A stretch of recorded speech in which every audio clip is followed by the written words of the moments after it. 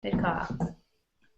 Hi, everybody. Welcome to School Psych Podcast. We're super excited to be back here for the start of the school year. Tonight, we're going to be talking about some back-to-school issues. We're going to start off with sharing a little bit about our summers and how that went and how everybody's kind of transitioning back to work. We're going to talk about kind of that back-to-school experience, maybe some tips for starting a new job, starting a new school, just getting back into the groove of things. And then we have a special guest later tonight to tell us a little bit about her experience with going back to school. So we're excited for that. Before we get started, really, I wanted to, because we have had some audio-visual difficulties in the past, if anyone is watching and able to hear and see us, we definitely want that confirmation. So, well, we're going to ask you to maybe comment in and tell us that we're good or we're not good, and we'll try and make adjustments as that happens. And Rebecca will, when we get to her, tell us a little bit more about how you can comment in and do that if you're not familiar with that. But so now that you guys know our topics, also, feel free to chime in at any time during the broadcast and share your experiences. Even if we're not onto that topic yet, we want you posting and interacting with us, and that would really be awesome and make it more fun. So we're going to start with just talking a little bit about how each of our summers went, and we want to hear how your summer went and your transition back to school. So, Rebecca, you want to start us off? Sure. So I just want to reiterate how to comment and how to contribute ideas and questions and whatever's on your mind tonight. You can go on Facebook to either the School Psyched podcast page and comment under Ryan, our meme for this evening, our muse, or under the School Psyched, your school psychologist page, also under Ryan. Just comment there. I will be looking for it.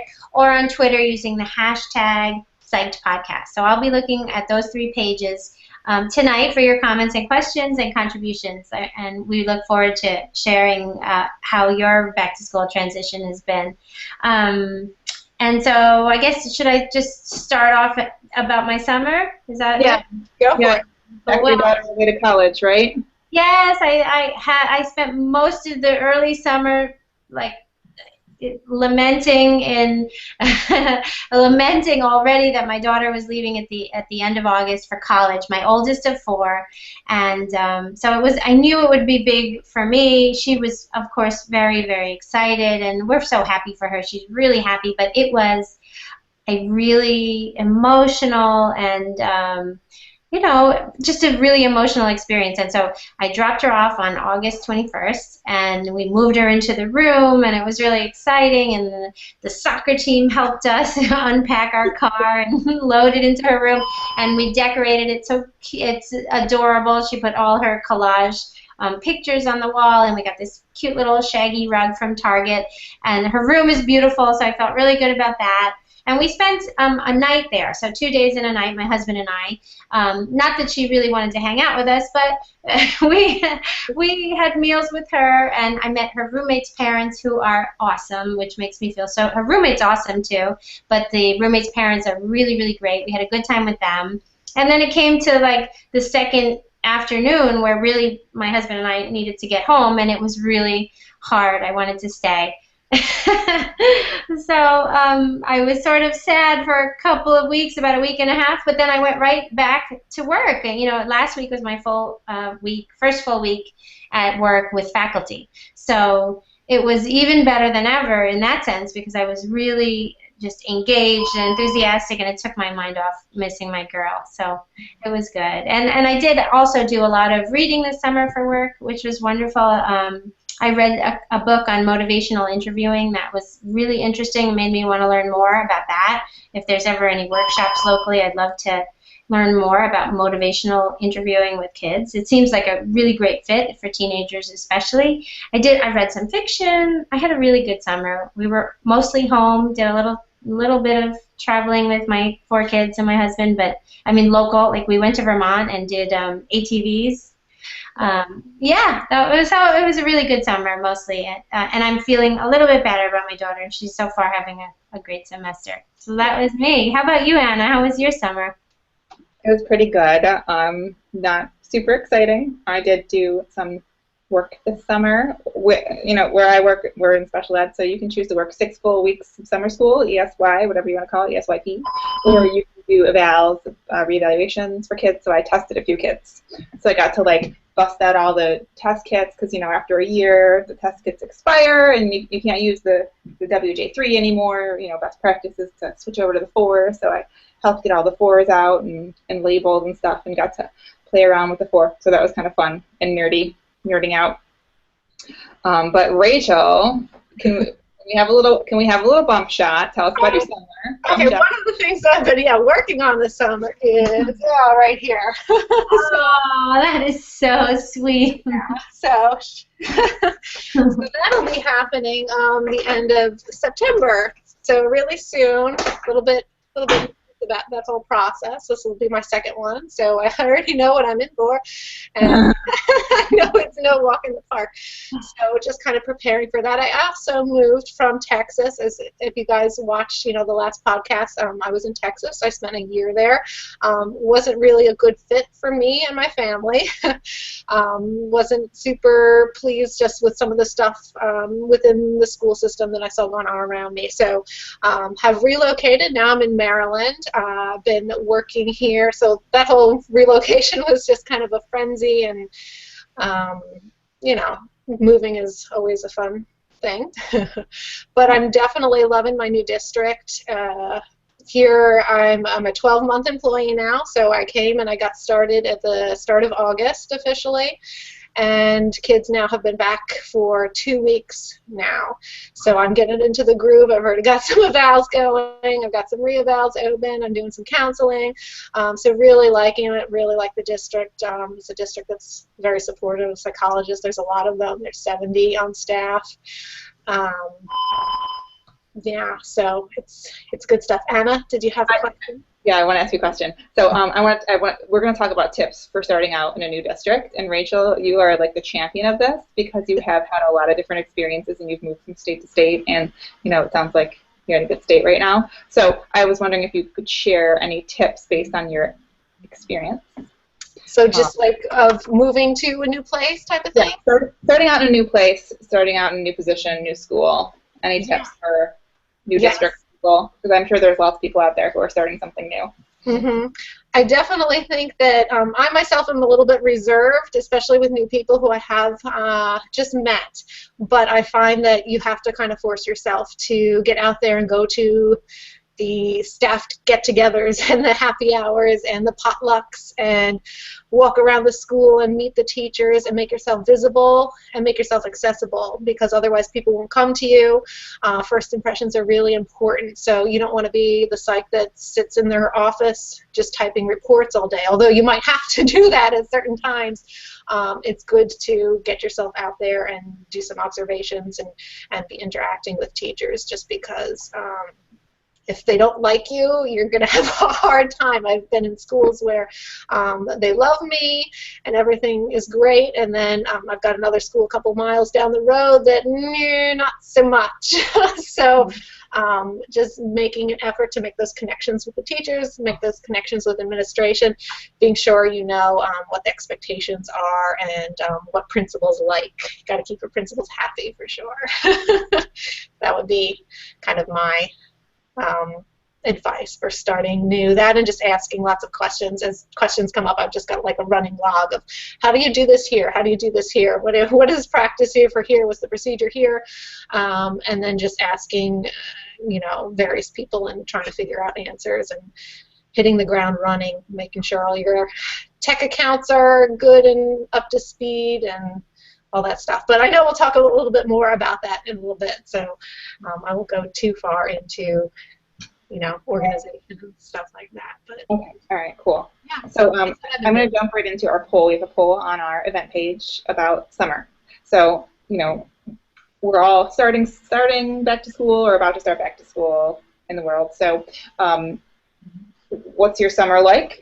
Is what we kind of asked our viewers and our psychs out there. Do you work 10 months? Do you work 12 months? We only had 2 people who said they worked 12 months. Rachel, you, and someone else who's my Facebook friend who's not a school psychologist.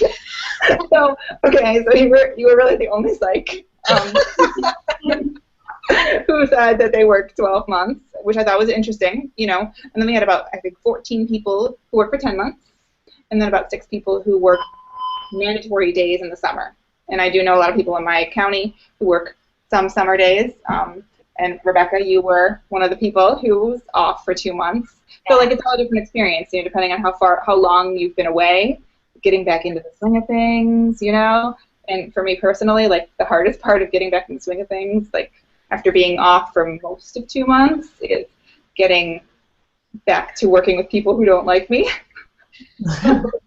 So like, so it's back to that first impression thing that you said, Rachel, right? Like I'm returning to a position and things are good and I work hard and I focus on the kids and I'm really trying to do my best.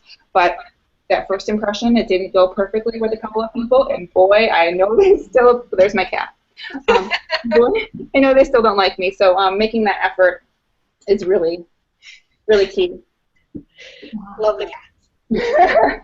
Yeah, and it's hard for me to believe, though, that somebody doesn't like you, Anna, but I can relate to that because I'm only in my second year in my current position, and I remember that feeling of wanting, well, I still have, I don't have to remember it, it's still with me, that I really want to be helpful, and I really want to work with teachers, and I want to collaborate with them, and not only help them, but of course help the students. So finding that line between what I think will help the student and then what I know the teacher will perceive as helpful is really tricky, and I'm always kind of walking that balance because teachers sometimes, you know, they perceive an attempt to make a difference as, oh, this is just more work for me, and, you know, either you do it or I don't want to hear about it, and, you know, sometimes that happens, so I feel that for sure, but I'm really lucky. I'm in a much smaller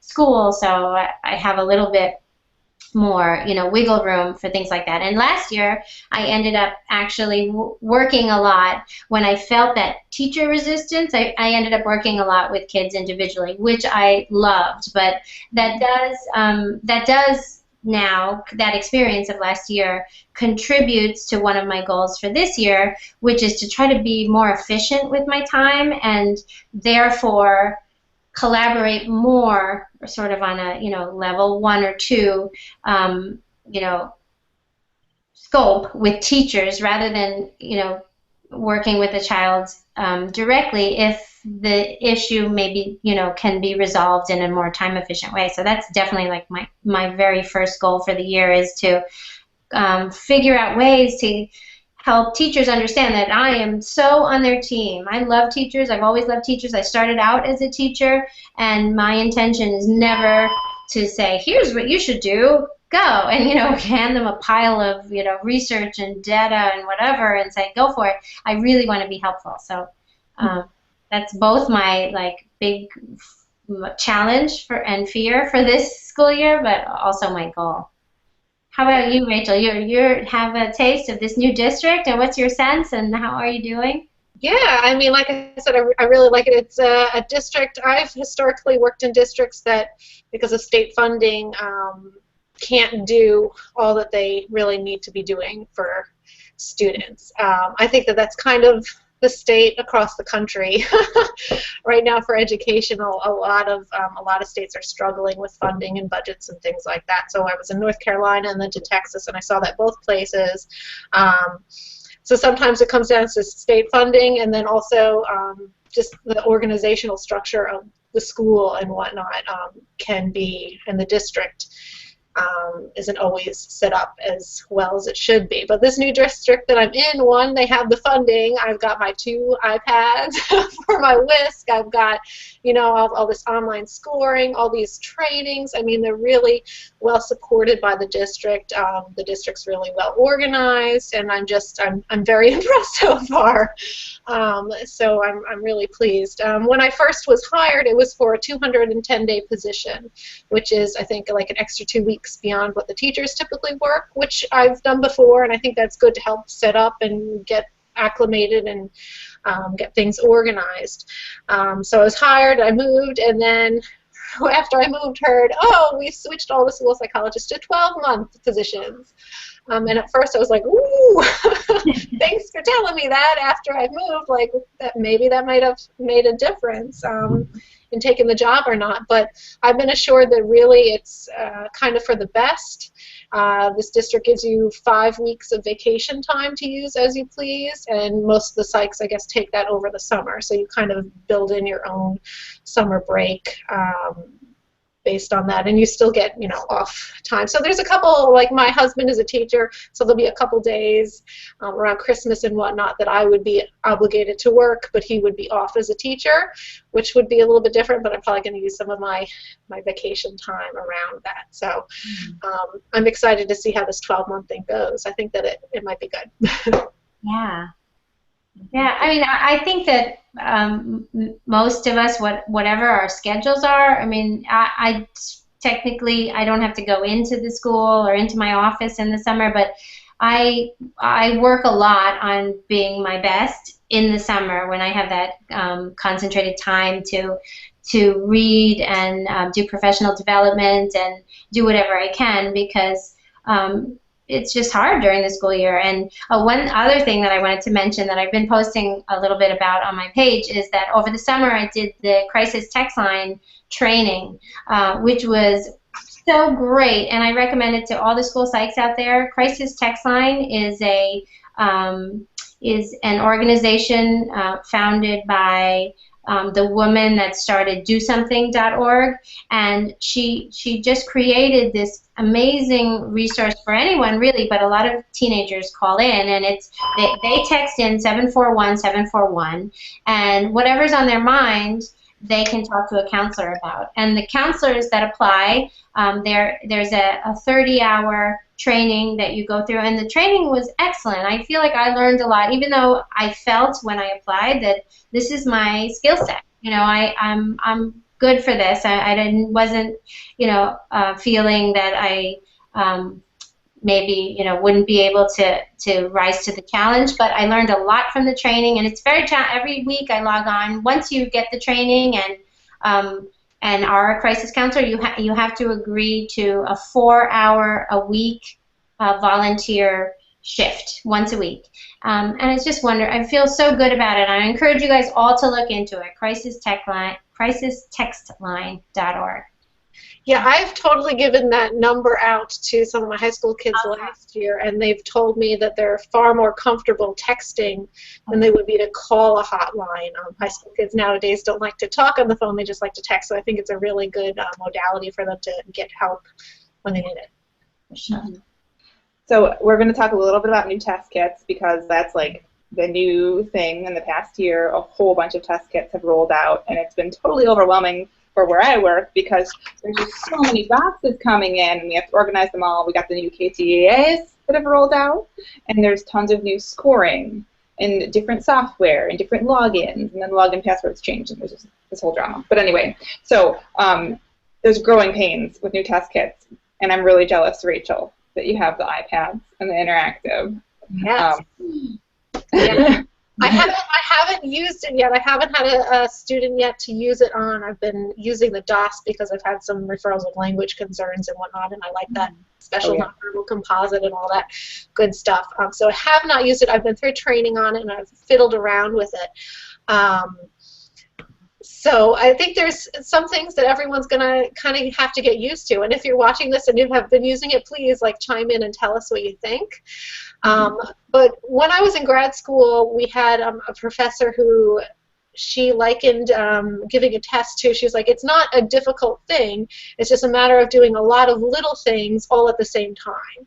Yeah. And that's kind of what I think that giving a test is like, because you're timing, you're writing down behavior observations, you're scoring, you're listening to the response, you're watching what's going on. So you're doing a lot of little things, and it isn't until you get really proficient with that test that you get that automaticity that is kind of second nature, and I know the questions that I'm asking, and I know what I'm looking for, and I know what shorthand I'm using when the kid's not paying attention and things like that. So having an iPad is a little bit different, and it's going to take, I think, just some practice and some time for us to all kind of get used to that, especially toggling back and forth between. I'm the type that writes all over my protocols. I'll be like, child's doing this, attention, no,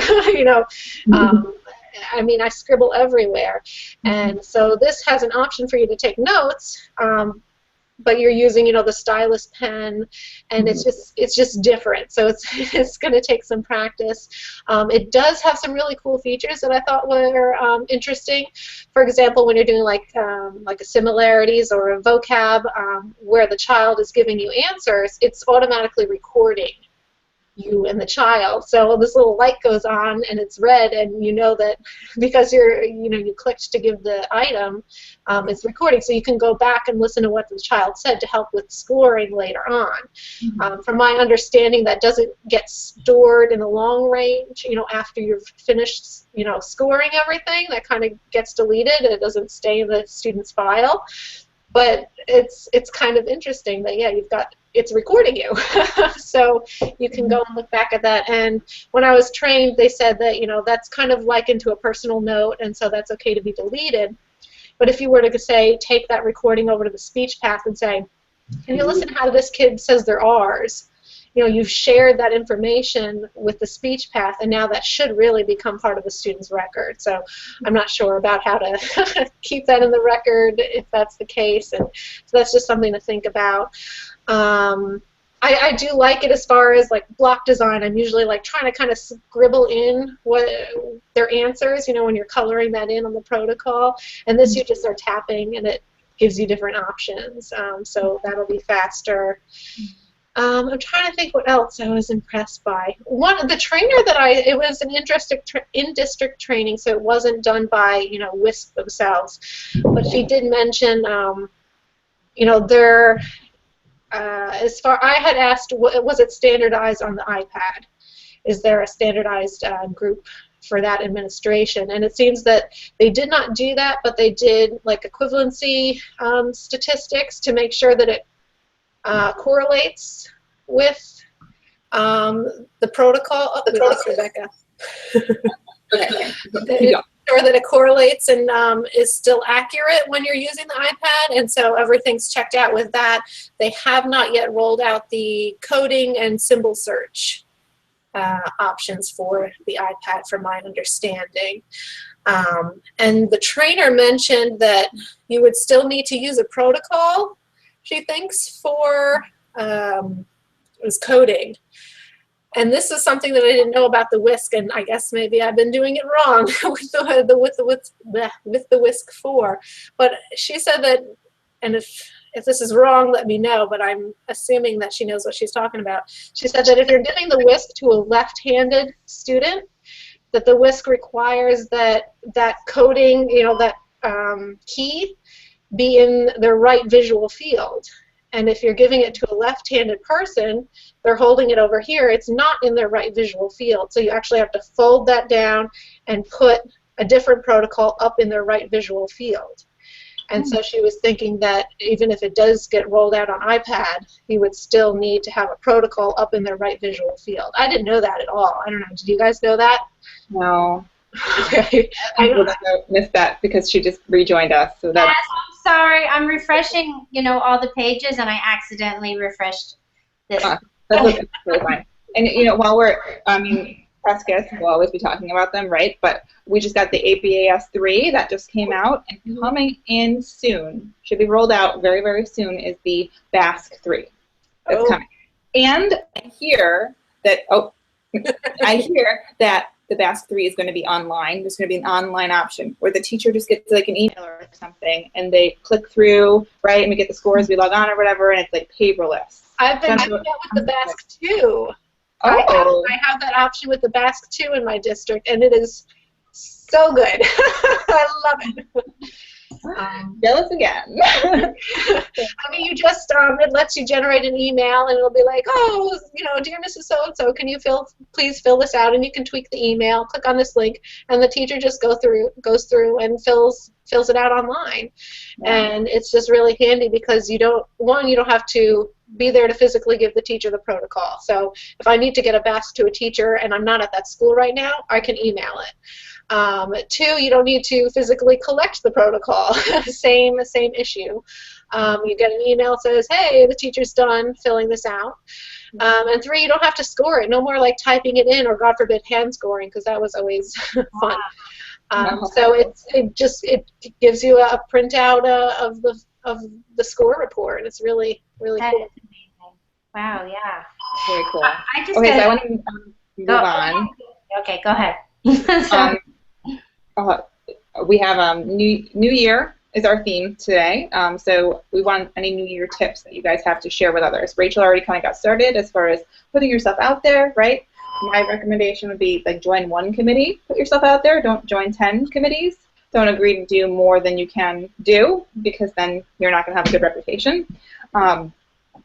And also get organized. That's my beginning of the year tip, is reviewing the students' records, time-consuming, making copies of their most recent psychological eval, and getting your documentation down so you can document those counseling sessions. My beginning of the year, my job is a lot of IEP-driven counseling, where I'm doing like 1x30 group, 1x30 individual, and tracking goals in the student's IEP and logging it on IEP Direct and all that jazz. So getting all that stuff lined up is really time-consuming, and making sure that you document it right and log it right is hard. So what are your beginning of the year tips for people, ladies?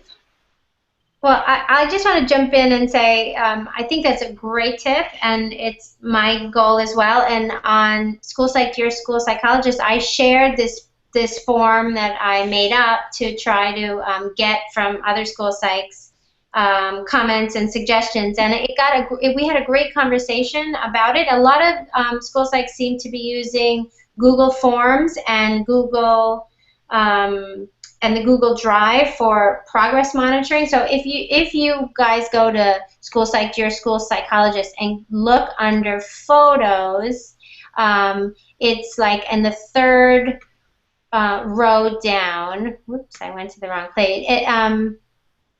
Actually, no, the fourth row down. I have a picture of a form that I use to try to collect information on school, on teacher referrals or parent referral or any kind of referrals. And so what I want to monitor is who referred the child, what kinds of communications I've had. Did I email? Did I call? Did I consult? Is there an idea or an intervention? Like, what is the referral question, basically? And then what kind of concern it is. I thought of it as, a tiered kind of data tracking form. So in my post, I got a lot of great suggestions from people, but most of them were based around Google Drive. And I wonder what you guys do to progress monitor, because what I wanted was just a form from referral to intervention to is this working to I wanted one quick, easy way to know who did what's going on, and is it working. And so I want to see all of that in a quick way rather than look through pages and pages of my file. What do you guys do for that kind of thing? I usually use Excel to kind of keep track and have just various headings. And then I like having the physical folder. So if I'm getting, a kid that I know is going through the intervention process, I'm going to start a folder for them. And I know just out of habit where I'm writing different bits of information. I know that in the left-hand corner I'm going to put the teacher's name and the grade, and the case manager is going to go over here, and if I'm talking to the parent, that's going to be the inside of the folder. And so I just kind of have a strange organization scheme, but it works for me because I just know that I always do it the same way. So I'm able to pull up any of my folders and open it up and say, oh yeah, I did talk to the parent on this date, and then like, oh no, or no, I didn't talk to the parent yet, because I would put it right here and it's not there. So, I don't know. I have a different situation because I work in special ed, so the kids are already identified and there's no timeline really. I mean, it's 10 months pretty much. So I don't have exactly what you describe, unfortunately, but we have a resources drive that we've shared on School Psyched Podcast page. You guys should check out because we have tons of different documents on there. And on there I'm adding a contact log, which my screen share is not currently working, unfortunately. Nothing's happening when I click on it, so I can't show it to you, but I keep contact of everything that it's under Impressum. The Impressum part of the School Psyched Podcast page. So I have a calendar on my monthly contact log, and I have every month printed up. and I put the kid's IEP goal right there on there, and then I take notes as we go along, and I jot down telephone call here or whatever happened there, and that way you can keep track of when you call the parent and when you had counseling with the kid and all those important things that you have to keep track of all in one place. So I have that I'm sharing on our drive. Awesome. I'm going to download that. That's great. Very good. Well, let me see. I jotted down a couple of things that I do for organization for myself before the year gets going. And that's just, things like, printing off my counseling file, so printing off the goals, printing off whatever relevant information, the behavior plan, anything that I need to know and have readily accessible on the student, writing down, who the teacher is, who the case manager is, when their lunch is, recess, specials, so I can start to construct that schedule. I do email teachers and say, hey, I need to see this student weekly for counseling for this many minutes. It's on their IEP. I don't want to give teachers the impression that they have a say in when I try and schedule around the teachers' schedules, and I don't want the students to be missing something important that they need to be in there for, but I do kind of stress to the teachers that it's part of their IEP, and they do need to get the whole head sometimes. Sometimes, you have teachers that don't want to let the students go, and it's like, well, if you feel that way, then you need to go into an IEP meeting and you just say that you don't think that counseling is something that they would be benefiting from, that they need to be in the classroom more. So I do try and set that up, try and make my counseling schedule so that things are kind of consistent and the teachers and students know when I'm pulling them. Reviewing files just for reevals. And that's why it's important when you get to a new district, learning your database systems, signing in and logging in and being able to generate those reports that'll say, okay, for this school year, these are all the kids that are coming up for reeval, and getting a head start on that by reviewing the files and kind of getting an idea of, maybe this one's going to need some testing, or maybe this one's good. And then putting meetings on calendars. I've got my whole, psych meeting schedule planned out for the whole year on my Outlook calendar that I use. And then also kind of buddying up with anybody in the school. I've got a really awesome school counselor that I'm working with at one of my schools right now, and I noticed that some of my kids that I'm seeing presently for individual counseling would benefit from some groups, and she runs some lunch bunches. And so I said, okay, well, what if we co-lead some of these groups, and I come in and we can, all work together, and she's been really receptive to that. So like buddying up with somebody maybe who's been there and can help you out and, tag team a little bit. So. Okay. Yeah. So for guests. I'm just going to go grab them.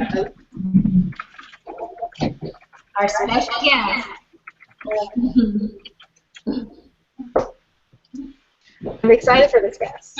I'm so excited. So she's been like asking me every 10 seconds, is it her time yet? Okay. And now that it's her time, she's snacking. So we've been doing this podcast for several months now, and this young lady is sometimes in the background and is always wanting to be on air and on screen. So she asked if she could be on the podcast, and my lovely ladies, Rachel and Rebecca, agreed that she could be interviewed briefly.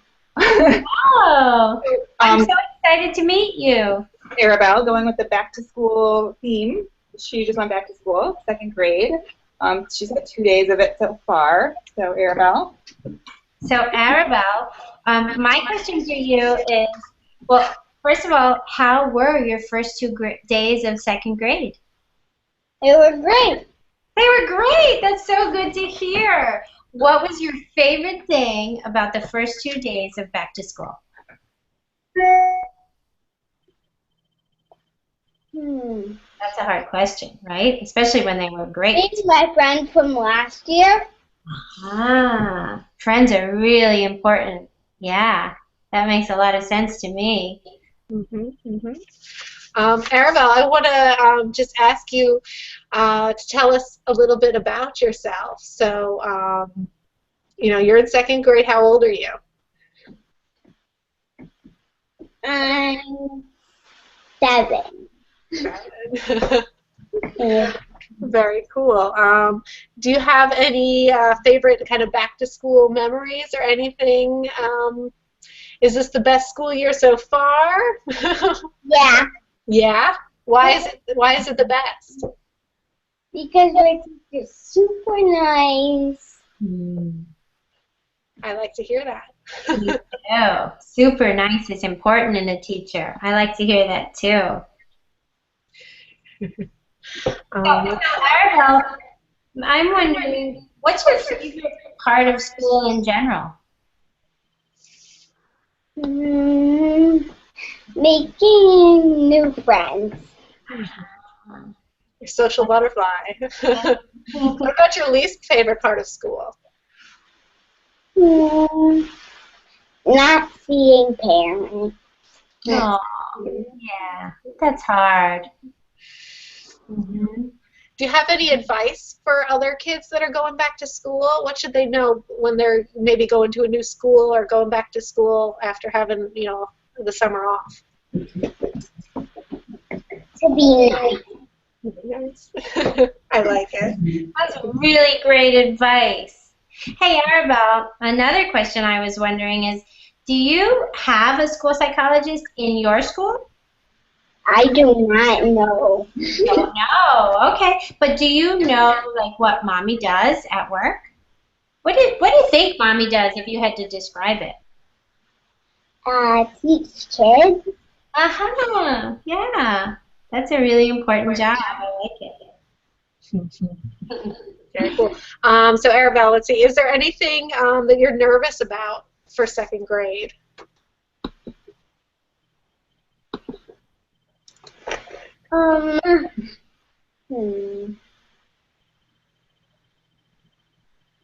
People being mean to me. Oh. Uh-huh. Have people been mean to you before at school? Not yet. Not yet. That's good. That is good.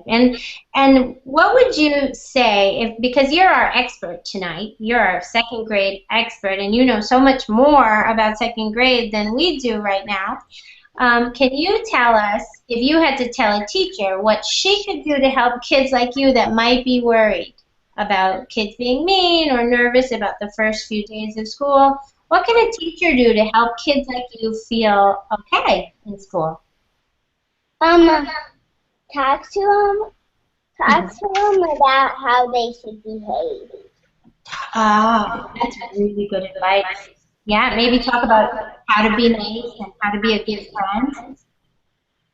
Yeah. Good idea. That's important. Is there anything else you want to share out, Arabelle? Well, you've got the center stage here. You're our guest of honor. I love cats. I love cats. You love cats. That's awesome. I'm not surprised. Yeah, like reading a I cat journal. actually have a cat in my shirt. It's right there. Oh, yeah, I bet. So, Good night. For bed, okay? Okay. Yep, it's Goodbye. Bye. thank you for coming on and sharing your ideas with us. You're welcome. We'll see you later. Bye. Good night. I love her. Thank you, guys. So that was really good advice. It's really important to talk to kids about how to be a good friend. Yeah, how to behave. That was good advice. I know we're getting a little bit of sound issues. I'm not picking it up right now, but Oh. But I think it's okay now. okay. So, sometimes kids give us some really simple advice. As far as anything else, any other comments from our viewers or anything we need to add before we wrap up our podcast? Yeah, no, I haven't seen any comments tonight. I hope everyone's out there barbecuing and having a great time, and they're going to watch it later in the week, maybe on their lunch break. And feel free later in the week, if you do watch it, to comment and let us know how your transition was. If you guys have any tips, because we are all so much better sharing our little ideas and growing them and expanding them. So I really hope that people will join the conversation when they can in any little way. Mm-hmm. Agreed. Okay, and then our next podcast, let's see, we're looking at the 20th, I guess. Mm-hmm. So stay tuned, everybody, when we post some more information on that, and we hope to see you there. Yeah, like us on Facebook. We have some awesome stuff coming up, so I hope everybody stays tuned. And if you can, I'm just saying, read Scott Barry Kaufman's book, Ungifted. It's great, and we can have a really good conversation about it coming up in the future because he will be our guest. Yeah. October 11th. So, and we have other awesome guests. I'm not going to give it all away, but I do want to give you time to read that book if you can. We can have the awesome book club with the author involved, and I think that's like the best kind of book club. Mm-hmm. And if anybody has any suggestions for future guests or topics that you would like to see, please post them because we like ideas and we want this to be relevant and not just us, Yeah. saying whatever. We're 3 psychs in 3 different states, just trying to do the best that we can for kids. So we all work together, we can do a better job. So thank you guys for tuning in and watching, and good luck and enjoy. Yeah, happy back to school, everybody. Have a great start of the year.